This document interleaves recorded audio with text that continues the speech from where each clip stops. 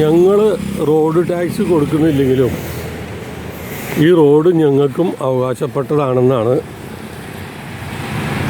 പശുക്കൾ പറയുന്നത്, കന്നുകാലികൾ പറയുന്നത്. ഇത് ശരിയാണോ എന്ന് പറയേണ്ടത് ഇവിടുത്തെ പഞ്ചായത്ത് അധികൃതരാണ്.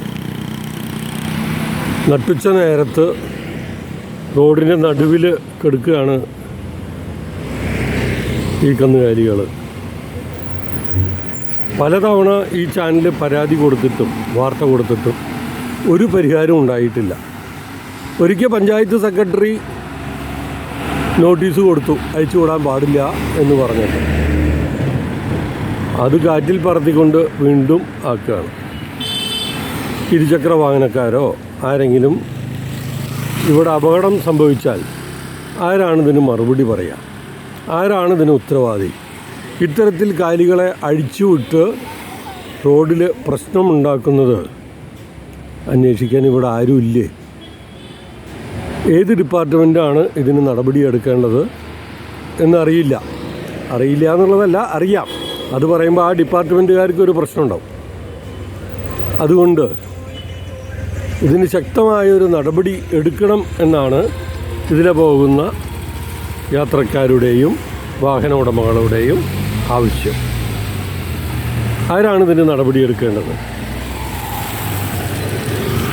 നടു റോഡിലാണ് കിടക്കുന്നത്. കണ്ട, വാഹനങ്ങളൊന്നും പോകുമ്പോൾ അവനൊന്നും ഒരു എണ്ണക്കുമില്ല.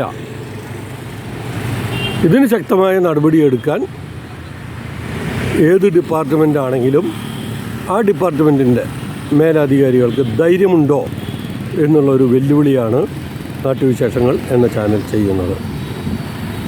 ഒത്തിരി ഇരുചക്ര വാഹനക്കാർ പോകുന്നുണ്ട്.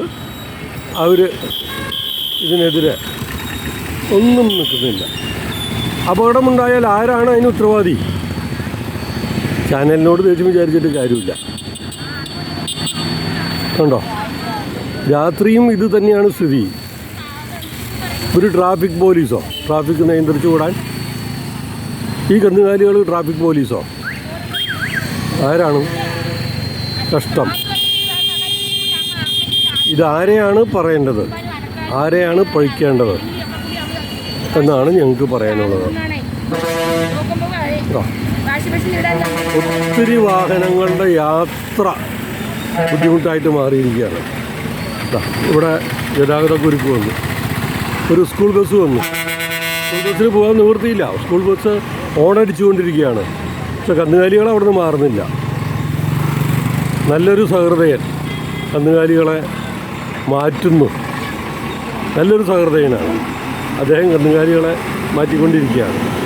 എന്തായാലും ഒരു നല്ലൊരു കാര്യമാണ് ചെയ്തത്.